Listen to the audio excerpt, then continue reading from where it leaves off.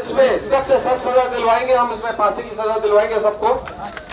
और इस प्रकरण में आप बिल्कुल निश्चित रहे, आप और हम एक है, समाज, प्रशासन, पुलिस सब एक है, हमारा ध्येय एक है, हम आपके साथ हैं और आप हमारा हाथ मजबूत करें, हमें सहयोग करें। जय हिंद। बहुत बड़ा और जघन्य अपराध है। उसी तत्परता से इस मामले में पहले दिन से पुलिस ने कार्रवाई करी है। 9 लोगों को इसमें अरेस्ट कर लिया गया है। महिला और जो नाबालिग बच्चे थे उनको तक नहीं छोड़ा है। तो हम इस जघन्य अपराध में किसी को नहीं छोड़ेंगे। कम से कम समय में 15 दिन के अंदर हम इसमें चालान प्रस्तुत करेंगे। हम आश्वस्त करते हैं कि डेली इसकी तारीखें पड़ेंगी और इसमें सख्त से सख्त सजा दिलवाएंगे, हम इसमें फांसी की सजा दिलवाएंगे सबको। और इस प्रकरण में आप बिल्कुल निश्चित रहे, आप और हम एक है, समाज, प्रशासन, पुलिस सब एक है, हमारा ध्येय एक है, हम आपके साथ हैं और आप हमारा हाथ मजबूत करें, हमें सहयोग करें। जय हिंद। बिल्कुल इसको केस ऑफिसर स्कीम में हम लगाएंगे और डे टू डे इसकी मॉनिटरिंग होगी। किसी को बख्शा नहीं जाएगा और भी इसमें जो संलिप्त है उन पर कार्रवाई करेंगे। हम और आप इसमें एक हैं, बिल्कुल आप निश्चित रहें। मेरा आपसे यही जो आग्रह है कि आप हमारा सहयोग करें, क्योंकि पोस्टमार्टम जितना लेट होगा वो साक्ष्य मिटेंगे और आरोपियों को फायदा मिलेगा। तो आप हमारा हेल्प करें, सहयोग करें। जय हिंद। इस बात पे आप लोग सहमत हो या नहीं हो? हम फांसी वाली मांग की बात पर सहमत है या नहीं है? अब दूसरी बात अब करेंगे। एक मैं जिला कलेक्टर से भी मांग करना चाहता हूँ और कलेक्टर साहब मैं कहना चाहता हूँ कि शायद हिंदुस्तान में ये प्रयोग किसी ने नहीं किया होगा, लेकिन आप एक प्रयोगधर्मी अधिकारी हैं।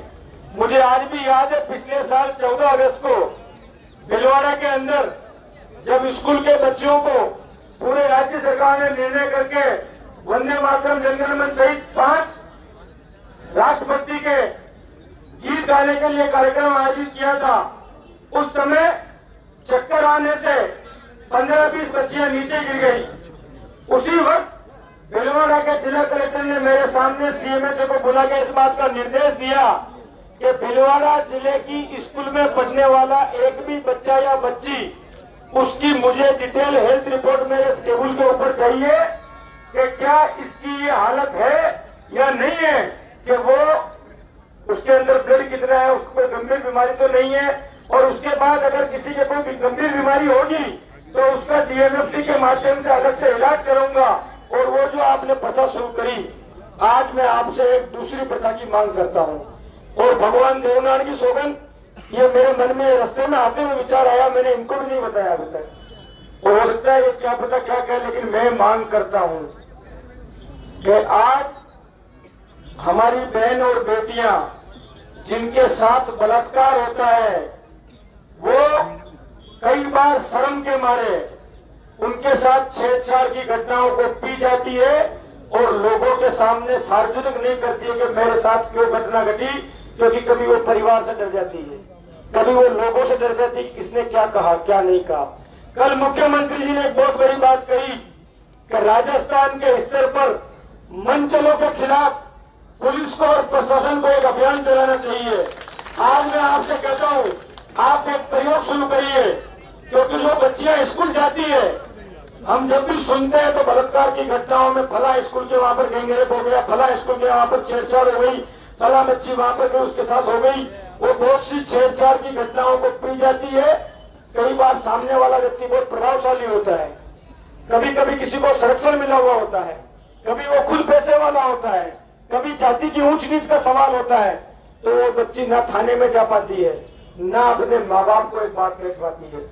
मैं आपसे कहना चाहता हूं कि आप एक नई शुरुआत करोगे। हर जो स्कूल है बच्चियों की, लड़कियों की स्कूल, उसमें एक शिकायत पेटिका जिसका ताले की चाबी संबंधित थाने के अंदर हो, हर स्कूल के अंदर आप उस पेटी को रखवाओ और उसके ऊपर बच्चों को जागरूक करो कि बेटा अगर तुम्हें कोई छेड़ता है, चाहे वो स्कूल का अध्यापक ही क्यों नहीं हो, अगर कोई तुम्हारे साथ गलत व्यवहार करता है, कोई स्कूल से बाहर निकल के अंदर आते हुए तुम्हें मंचला छेड़ता है, तो तुम एक काम करना बेटा, वो चिट्ठी कलेक्टर के नाम पे लिख के उसको उस सीलबंद लिफाफे के अंदर डाल देना, जिसको पुलिस के अलावा कोई नहीं खोलेगा। और पुलिस ये सुनिश्चित करेगी कि जब तक जांच के बाद साबित नहीं हो जाता है कि दोषी कौन है, तब तक प्रार्थना का नाम कभी जाहिर नहीं होगा। अगर आप ये शुरुआत करेंगे तो पूरे राजस्थान के लोग आपको इस बात के लिए याद करेंगे कि कल मुख्यमंत्री ने कहा, आज यहाँ पर 36 कौम के लोग बैठे हुए हैं और शायद सबके मन में ये भावना है कि हमारी बेटियां सुरक्षित रहनी चाहिए। और एक बड़ा सवाल भी है, क्योंकि जो इन बच्चियों के साथ बलात्कार करते हैं वो पृथ्वी के बाहर के लोग नहीं है, वो आपके और हमारे बीच के लोग, वो हमारे समाज में ही रहते हैं, हमारे आसपास ही रहते हैं। वो दरिंदे तब मानव से दानव बन जाते हैं, लेकिन मानव से दानव बनने की प्रक्रिया में आदमी छोटी छोटी गलतियां करता है। किसी को छेड़ेगा, किसी को फुसलाएगा, किसी को कुछ गलत निगाह से देखेगा, कोई गलत कमेंट करेगा। अगर बेटियां एक बार जागरूक हो गई और उन शिकायत पेटिकों के अंदर, आप जरूरी नहीं सब जगह एक साथ रखवाएं, क्रमबद्ध तरीके से आप रखवाना शुरू करें। और जिस तरह से एसपी साहब बीट कांस्टेबल लगाते हैं उस तरह से उन स्कूलों के लिए एक कांस्टेबल रहे जिसकी जिम्मेदारी रहे कि उसको खोले और खोलने के बाद में उस शिकायत को अपने थानाधिकारी और प्रशासन के अधिकारियों की जानकारी में लाके उसकी सत्यता को परख कर समय पर कार्रवाई कर दे।